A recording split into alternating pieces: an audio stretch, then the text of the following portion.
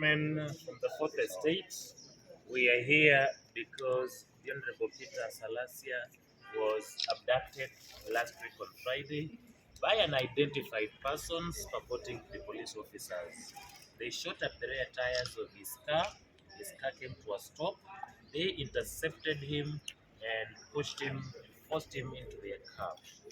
They drove him to unidentified destinations before they landed at the Central Police Station on the evening of Friday. We were denied access as advocate acting on his behalf. His relatives and staff were denied access.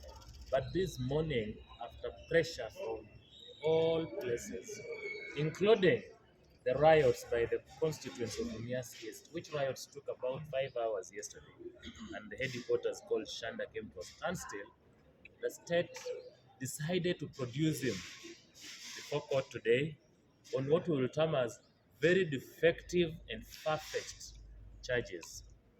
We had to reschedule plea taking because the prosecution had drafted a fundamentally defective charge sheet. When the charge sheet was brought, the Honorable Salasya was charged with hate speech. That on or about 10th of May this year, he made remarks which bordered hate speech.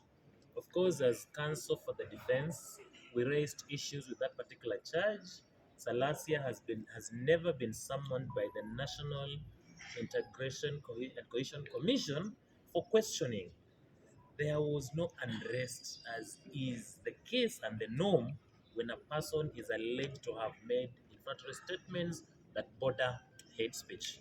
Be it as it may, the court has found it just and reasonable to release him on a cash bail of 200,000, and therefore he is a free man. And the court has ordered the state to ensure that Salasya's security is intact, he is protected, and that he is under the radar of protection of the VIPs. This is after we raised an issue on the withdrawal of the firearm from his bodyguard, and the court will make a substantive ruling on the return of the firearm on the 4th of June.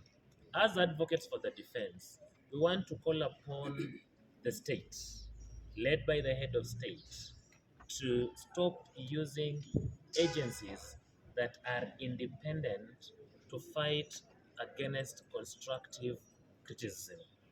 They should face Salasya as a man, and if they have an issue with him, they can square it out on a national debate.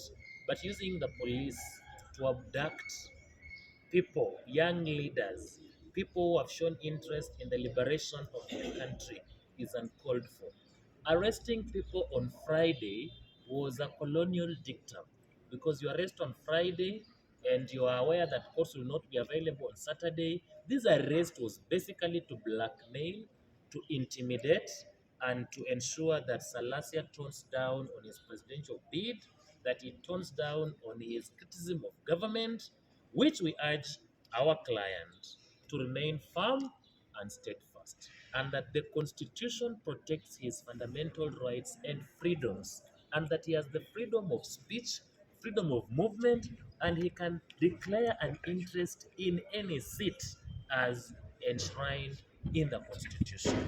And lastly, we want to call upon the states not to weaponize the prosecution, not to weaponize the criminal justice system, to ensure that we have a free and fair playground. We have seen very bad precedent where a member of parliament like Salasya is arrested in a manner that will depict him as a terrorist or a person on the radar of the Interpol, international police. Why will you shoot at the tires of a vehicle belonging to an MP to have him arrested? Why not just summon him? Why not arrest him in a civilized manner? The use of force must be reasonable, and the use of